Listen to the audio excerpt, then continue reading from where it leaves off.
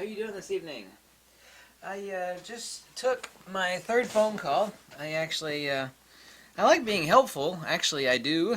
Um, and I just fielded my third phone call on the X-H1, and I'm really good at diagnosing things. Now, this is not an issue. There are things of usage, and then there are problems. This is not a problem at all. But let me give you the information. Here's the source. There are actually two sources. Source is, and actually the last person I talked to, nice guy up in Northeast, I think New Jersey, said, hey, I watch your videos, and I'm a Nikon user, and I purchased the X-H1. I really like it, and but it was incorrect usage of the camera. So what we have is subset number one, new users to Fujifilm and of mirrorless cameras. And point number two, this is not really spelled out at all in the user manual for the Fujifilm X-H1 nor the X-T2. On the issue of lockup, and I incorrectly use the word issue because this is actually a user error, but the user is not to be blamed here because the owner's manual does not spell that out, and we actually have to set the correct parameters, and the last phone call is identical to the two prior phone calls that I've had, and I've only seen 6 reportings of this, but I have full confirmation from the 3, and I knew this would be the case, full confirmation from the 3 people that I talked to that we have 5 parameters which I do diagnostic elimination on to determine the issue at hand. In other words, what is the point source of origin for this chain of causation, and in this case it is identical to the XT2 as parameters for correct usage. First, identify, like the last phone call, identical to the prior two, correct cards. Now you cannot be shooting A, big files, and B in boost mode and have some really slow cards in your Fujifilm X-H1, and the same is identical to the X-T2, and this was not an issue of the X-T2, nor is it an issue of the X-H1. You need to be using, you can't get the 280s anymore, 300 megabit per second UHSII cards, SanDisk, the SanDisk cards, and I know they're rather expensive cards. Now you have the option of using only one really fast card instead of purchasing 2 if you were to shoot RAW to card slot 1 and JPEG to slot 2. However, I am of course a serious person on backup and redundancy, and I've always recommended that you shoot identical backup to both cards. I always shoot RAW plus fine to both cards, so identical copy in slot number 2, but that is an option that you do have, so you should purchase a pair of course more than one pair. I mean, you usually always have more than one pair of cards for use in your Fujifilm X-H1. Point number 2, identification. In shooting continuous low, continuous medium, which we have an option on the X-H1, and continuous high, you do need to be in boost mode on your camera. Now there are 5 points here of contention which are the issuance of correct usage, not an issue with the camera. The camera has absolutely no issue. Myself and all my friends that are familiar with Fujifilm cameras and electronic, mirrorless cameras are familiar with, we don't even think about it anymore. It is muscle memory that you use a mirrorless camera slightly different, obviously so, in the fashion of it being a mirrorless camera, but also too in the correct usage of same. We have a parameter of correct usage. Point number 2, like I said, you should be shooting in boost mode if you're shooting continuous low, continuous medium, or continuous high. Point number 3, if you are shooting in slow cards, which you have an option for in single use, and you're never going to encounter anything, that's fine. It's like, I just want to go out and take a shot here, a shot there, or shoot in continuous low. That's also not an issue at all. Anything larger than mere RAW files, like RAW plus fine or RAW period, and I do not shoot merely JPEG, this is an enormous amount of data. That, coupled with shooting in a continuous mode of some variety.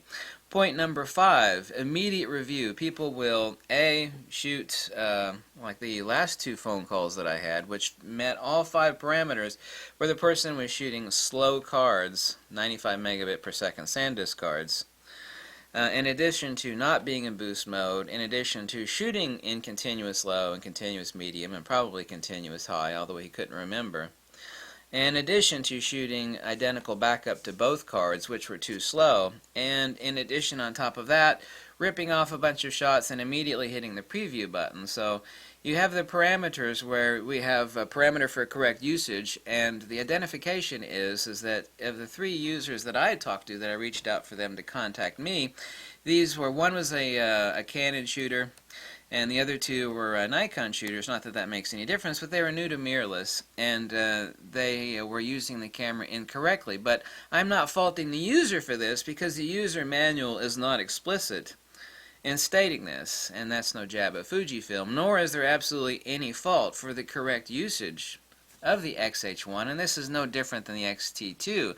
Actually, it's far better. In the X-T2, for example, if you had fast cards, you know, the correct 300 megabit per second, and you're shooting in continuous high. If, for example, you're ripping off an enormous amount of shots and you're immediately to hit the preview button, or you are not in boost mode, you would have the rare opportunity of a lockup. I experienced 2 on the X-T2 in total, and each one was my mistake. I was not in boost mode, or I'd accidentally did an immediate preview of the images, or to go to preview the images after ripping off, you know, a bunch in continuous high at a shooting event. So both of those were my issue. But that was an early mistake that I made early on with the X-T2. You do not have that issue anymore with the X-H1, but if you fulfill 4 of the 5 parameters that I mentioned, slow cards, not in boost mode, shooting in continuous, the camera's designed to be shooting in continuous low, continuous high, obviously so, but if you have all 5 of these parameters set up, continuous mode, slow cards, non-boost mode, and shooting, which as you should be, you know, shooting large file sizes, raw plus fine, to the cards, which are too slow, and then trying to do an immediate preview, you know, that is the grounds for incorrect parameter for the correct usage of the camera. So I'm not blaming the users for this, even though this is user error, and it certainly is, and there is no fault at all with the camera, because there is not. But if you are, you have those 5 instances set up in synchronicity with each other, so they're all occurring at the same time, then you are incorrectly using the camera. Fujifilm, however, does specifically spell out in the user manual, even though it does not list these 5 parameters, that, you know, you're writing large file sizes and shooting in boost. You need to be shooting. You need to have some fast SD cards in your camera, at least in slot number 1.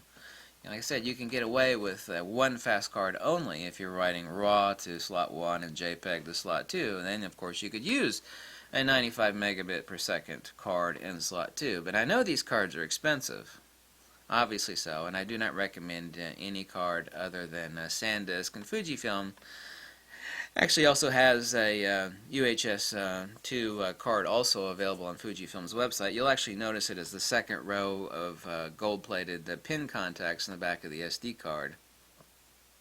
Even though Lexar is out of business, some of their SD cards are still available. Do not use Transcend cards. Do not use, even though they're still available but the company's out of business, do not use Lexar SD cards. Just do not use them. Just stick to SanDisk, because there is absolutely no issue at all with SanDisk. I mean, I use it for everything. It has nothing to do with Fujifilm. That's across the board. Would recommend the same to any Canon or Nikon or Sony user. So, I said I am really good at diagnostic elimination. There is absolutely not, because I've had 4 emails, and I've reached out to 3 people directly who contacted me, and I said, okay, let me see how you're using the camera. Boom, boom, boom. Process of elimination. Like on the last phone call, all 5 criteria were met. If there's 4 criteria, I mean, that's more than enough. Even if there's 3 criteria, that's enough. So this has nothing to do with the camera. And the identification of the 3 instances that I've been able to confirm, and peripherally, the totality of which, and I know a lot of X-H1 owners that I've talked to, none of us have encountered this issue. None of us have. And I had the X-H1 2 weeks before it even came out for testing. I ripped off over 9,000 plus shots. You know, I spanked the camera up one side and down the other, and you know, but I had the correct cards, and I was in boost mode, and I was using the camera properly.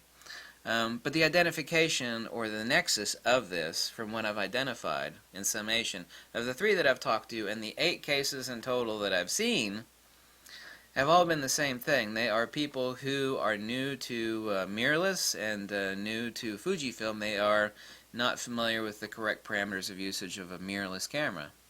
And so I just wanted to spell that out for you and discuss the parameter for correct usage. And I'm not faulting the users for this, even though it is an error in the case of the user, because it is not spelled out explicitly so in the manual, other than you need to be using the correct speed SD cards. You need to apply logical analysis to the fact that if you're using slow SD cards and you're ripping off, ripping off continuous low, continuous high, and then the camera is trying and failing due to the slow SD cards, trying and failing to buffer all that information, which it's doing fine, but then you are to immediately hit the preview button. It's like I just ripped off a bunch, and you can see the light blinking underneath the Q button on the back where the camera is telling you specifically that, hey, I'm still writing these images to the cards. And the reason why I'm still writing these images to the cards is because you've inserted cards that are too slow for me to write to. And then you were to hit the preview button or the playback button. Then, of course, there is a small, very small actually, because people have tried to replicate this and not been able to do it, so it's a rare happenstance where you would get a lockup. And that is, no matter if anybody would protest in this video, that is just incorrect usage of the camera. But the user is not to blame because they're new to mirrorless, and this is not explicitly pointed out other than the slow SD cards in the user manual for the camera. I am correct in all this. This is not my subjective view. But this was no different than the XT2. However, it is far superior to the XT2, as I pointed out earlier, that if of these 5 parameters, you only needed 1 or 2, and I encountered 2 of those, but that was my mistake.